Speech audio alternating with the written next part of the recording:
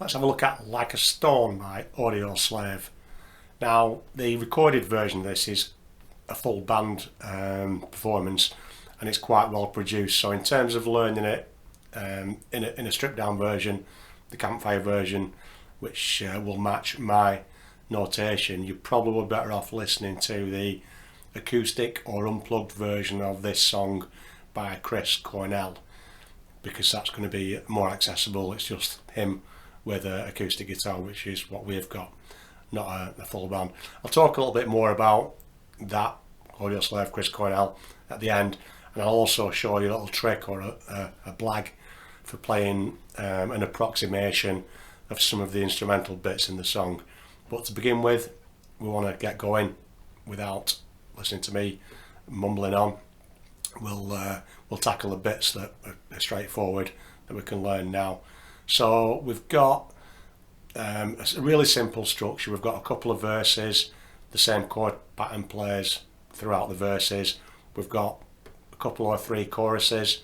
They've got a slightly different chord pattern, but it's the same for each chorus. So again, with most of these campfire songs that I've done, once you've learned a verse, you've learned all the verses. Once you've learned a chorus, you've learned all the choruses. So we just really have to learn one verse, one chorus, and then normally, and it's the case on this song, there's a bridge section as well, which is slightly different. So we'll tackle the verses, choruses, then the bridge, and then I'll show you the little trick, and I'll have a few more words about the song. So to begin with the verse, we've got a 4-chord pattern, A minor, G, E minor and F, which just repeats throughout the verse. Like that.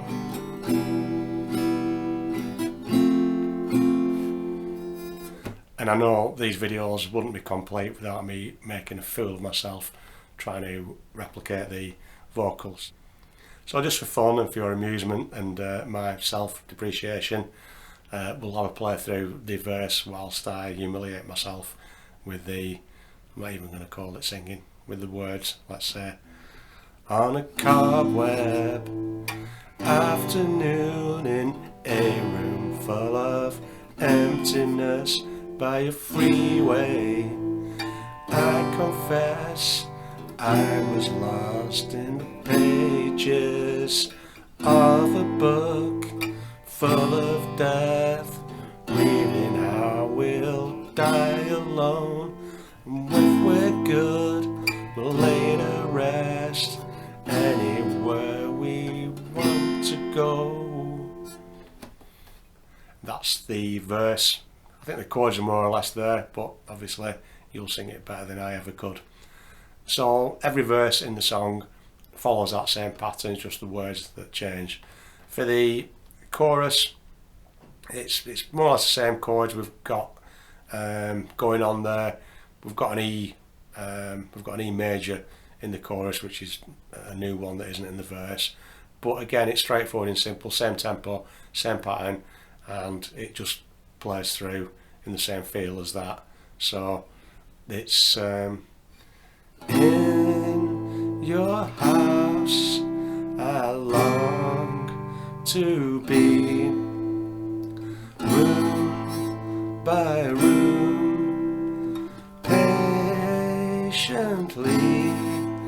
I'll wait for you there, like a stone I'll wait for you there, alone.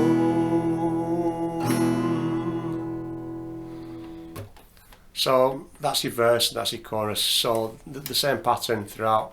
Again, I forgot to mention, I think at the start, I'll include my song sheet in the description so you can see the actual chords as well as see what I'm playing there. But there's not many changes, there's no fast changes, and they're all basic chords. Now, moving on to the bridge. So we've got the structure, we've got verse, chorus, and then in the original there's a guitar solo. I've not included that, but after the second chorus there's a bridge which is slightly different, and as well as being slightly different, the way that I've done it includes a bar chord.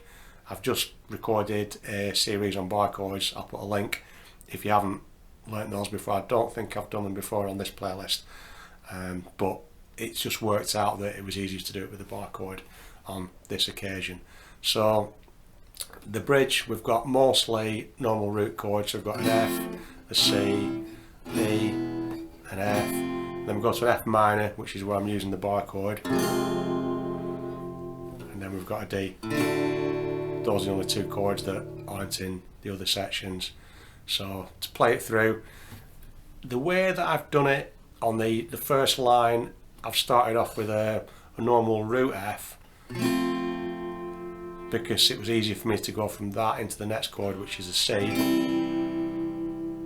then E major, and then I've got an F again, but on that particular chord I've decided to play the F major barre chord, which is that, because the chord that follows it is an F minor barre chord, so I just need to remove my finger to make it a minor. You don't necessarily have to understand the theory of why removing my finger makes it a minor, but if you watch my barre chord videos you should understand that. So it's easier for me to make that shift, whereas on the first time round it's easier to go from the F to a C, which are almost the same shape. If I was to go from a root F to an F minor, I've got to make that change. So it just seemed easier for me. So the bridge. On I read until the day was gone, and I sat in regret for all the things I've done, for all that I've blessed and all that I've wronged. In my dreams until my death I will wander on. So that's the three parts of the song. You've got the verse there, you've got the chorus there, and you've got the bridge. Probably if you're new to the barre chords, tackle the verse and the chorus bits first, because you'll get that easy. Then you've got 2/3 of the song that motivates you to want to try and get the bridge. That was the easiest way that I could find to play the bridge, switching from the F major to the F minor using a barre chord. If you find a different way of doing it that works for you, feel free to use whatever works for you. You can use your normal F major to put that into an F minor. What I really want to do is change that A on my G string. That wants to become an A flat, so that wants to be first fret rather than second fret. So if I'm going to do that, I'm going to make a shape like that. So I'm more or less making a bar anyway, so I may as well just do the full bar, and it's going to sound better. I mentioned there's a little trick, a little blag you can do. There's an instrumental that plays a few times throughout the song, and it's kind of a few notes played on a lead guitar with a bass guitar backing it up, so you can't do it perfectly note for note. You might be able to do it, but it's not easy to do it note for note just with one single guitar. But just whilst I was jamming and messing about with this, I discovered, as I say, a little blag that you can sort of get away with to just add a little bit more flavour to the song if you want to, and that is playing the first four notes, the first four chords of the song, which is your A minor, G, E minor and F.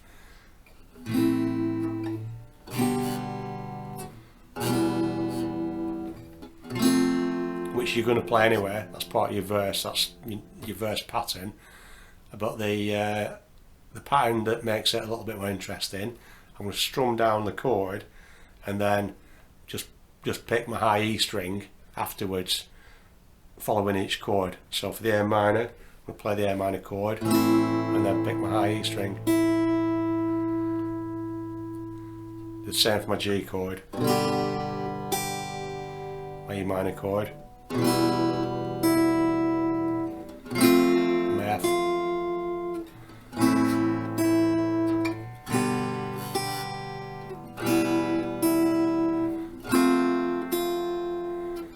and it's not perfect, but if you want to, you can add that little instrumental, just that 4 bars in between each verse chorus bit, just to make it a little bit more authentic to the original Audioslave version.